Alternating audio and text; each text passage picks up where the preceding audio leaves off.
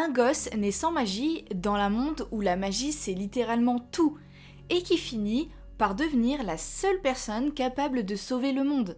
Est-ce que Black Clover mérite vraiment sa réputation de Naruto copier-coller, comme j'ai pu l'entendre plusieurs fois, ou alors est-ce que vous êtes passé à côté de quelque chose de bien plus profond ? Dans cette vidéo, je vais te raconter l'histoire complète de Black Clover, la première seconde de l'anime jusqu'au dernier arc, donc je ne vais pas parler du manga. Et si tu restes bien jusqu'à la fin, je vais te révéler quelque chose sur Asta que la plupart des gens n'ont toujours pas compris après 170 épisodes. Alors voilà le contexte. On est dans le royaume de Clover. Le monde, il est entièrement organisé autour de la magie. Ta magie, c'est ta valeur sociale, ton avenir. C'est ce que tu es en tant que personne. Et dans ce monde-là, on a deux gamins qui sont abandonnés devant une église, Asta et Yuno. Yuno, lui, il va grandir avec une magie de dingue. C'est le genre de gamin où tout le monde dit, lui, il va aller loin. Il a du talent, il a de l'élégance, il a la magie du vent qui répond à chacun de ses mouvements. Et à côté, on a Asta. Lui, Asta, il n'a rien. Zéro. Aucune magie. Et dans un monde où même les paysans ont un minimum de pouvoir, lui, Asta, c'est une anomalie. C'est une erreur de la nature. Et les gens autour de lui n'hésitent pas à lui rappeler. Mais là où n'importe quel personnage de shonen aurait baissé la tête, lui, Asta, il sourit. Et il travaille. Il compense son absence de magie par un corps que lui-même a transformé en arme. Mais alors pourquoi Asta n'a aucune magie ? La réponse, elle est bien plus sombre que ce qu'on t'a dit. Et ça, je vais y revenir dans quelques minutes. Lorsque les personnes de Black Clover arrivent à 14 ans, c'est le moment de la cérémonie où les grimoires sont attribués. Les grimoires, c'est tout simplement un livre magique qui amplifie tes pouvoirs. Lui, Yuno, il va recevoir un grimoire à 4 feuilles, le plus rare, le plus puissant. Asta, lui, rien, pas de grimoire. Encore une fois, la nature lui claque la porte au visage. Mais un peu plus tard dans l'histoire, lorsque Yuno va être attaqué, Asta va vouloir le défendre. Et à ce moment-là, un grimoire noir apparaît pour Asta. Un grimoire à 5 trèfles. Un grimoire que personne n'a jamais vu. À l'intérieur de ce grimoire, Asta trouve ses premières épées anti-magie. Des lames qui annulent littéralement toutes les magies qu'elle touche. Dans un monde où tout repose sur la magie, c'est une arme absolument terrifiante. Donc là, on a deux gamins qui font un pacte. Ils vont se battre pour devenir le futur empereur mage. Le titre le plus haut du royaume. Mais attends, parce que là, la question que tu pourrais te poser, c'est pourquoi ce grimoire maudit a choisi Asta spécifiquement ? Il y a une raison que l'anime te cache volontairement très longtemps. Pour devenir chevalier du royaume, il faut passer un examen. Et là, on commence vraiment à voir ce que Black Clover a dans le ventre. Parce que les personnages secondaires sont déjà dingues à ce stade. Asta rate presque tout. Aucune magie égale aucun point. Mais il compense par une force physique et une vitesse qu'aucun autre candidat ne peut suivre. Malheureusement pour lui, lorsqu'il faut choisir une compagnie, aucun des capitaines ne lève la main pour lui. Sauf qu'il va réussir à convaincre Yami Sukehiro, le capitaine le plus imprévisible, le plus brutal et le plus charismatique de toute la série. Yami va le prendre dans sa compagnie.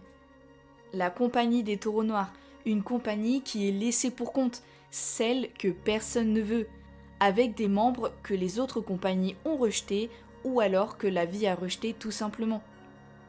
Et c'est là que Black Clover commence à poser quelque chose d'intéressant. Dans un monde d'élite magique, qu'est-ce qui définit vraiment un héros ? Parce que pour les membres du Taureau Noir, chacun cache un secret qu'Asta va devoir affronter, à commencer par comprendre Noël. Au fil des premières missions, Asta découvre les rouages politiques du royaume de Clover. C'est pas juste un monde de magie cool, c'est un monde de caste. La noblesse en haut, les paysans en bas, et une corruption profonde qui ronge le système. Et puis apparaît l'œil maléfique. Une organisation secrète de mages qui veulent détruire le royaume de Clover. À leur tête, Patry, dont les motivations vont s'avérer plus complexes qu'un simple méchant qui veut le chaos. Et là, l'animé fait un truc vraiment malin. Il commence à explorer l'histoire des elfes. Une civilisation anéantie par les humains il y a des centaines d'années. Patry, lui, n'est pas fou. Il cherche à venger son peuple. Et certains membres des Chevaliers Mages vont se retrouver possédés par les esprits des elfes. Ce qui signifie qu'Asta va devoir se battre contre ses propres alliés, des gens en qui il a confiance, pendant qu'il essaye de comprendre pourquoi tout ça arrive. Tu te souviens au début, je t'ai dit que Asta n'avait pas de magie et que c'était bien plus sombre la réponse. Et ben voilà les réponses. La mère d'Asta, Richita, avait un pouvoir magique particulier. Son corps, il absorbait automatiquement la magie autour d'elle. Un pouvoir qui la rendait dangereux pour tous ceux qui l'approchaient, parce qu'elle n'absorbait pas que la magie, elle absorbait la vitalité. Elle vivait donc seule, éloignée de tous. Et un jour, un démon appelé Lib tombe dans le monde de Clover, depuis le monde des démons. Grièvement blessée, Richita le prend en charge. Elle va s'occuper de lui et l'élever comme son propre enfant. Parce que je te rappelle que Richita n'a plus d'enfant car elle a abandonné Asta à cause de sa magie. Parce qu'elle avait peur de tuer son propre enfant. Un jour, le démon Lucifero va apparaître à travers de Lib.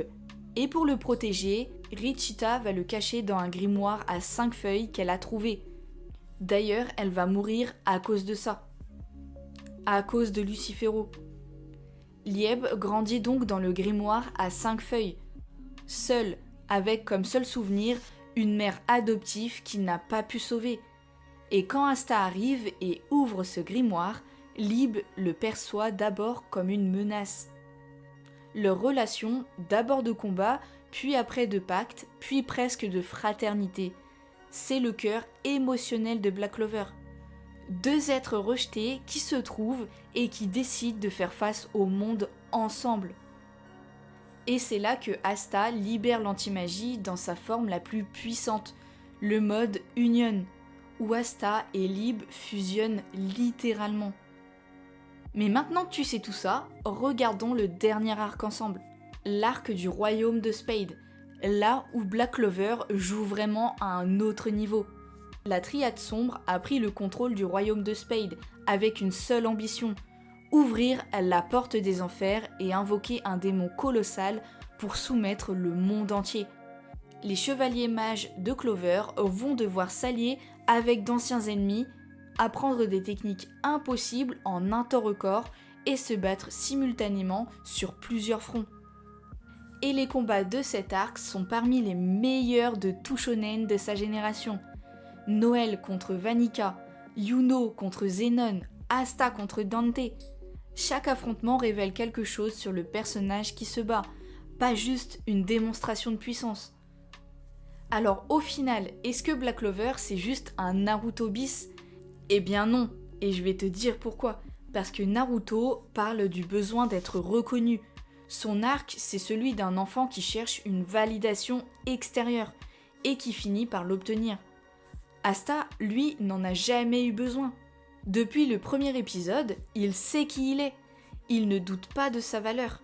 Il crie ses rêves à la face d'un monde qui refuse de l'entendre. Pas pour convaincre les autres, mais parce qu'il sait ce qu'il ressent vraiment. Et c'est ça le truc que la plupart des gens ratent. Asta n'est pas motivé par la peur ou le manque. Il est motivé par quelque chose de plus rare dans un shonen. Une joie antique, presque naïve, face à la difficulté. Le monde lui a dit qu'il était une erreur, et lui il a décidé que c'était son plus grand atout.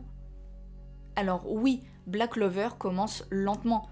L'animation des premiers épisodes est discutable. Asta crie trop fort et trop souvent, mais si t'as tenu jusqu'à l'arc du royaume des Spades, alors t'as tout compris. Ce shonen ne mérite pas sa réputation de série générique. Il mérite une deuxième chance.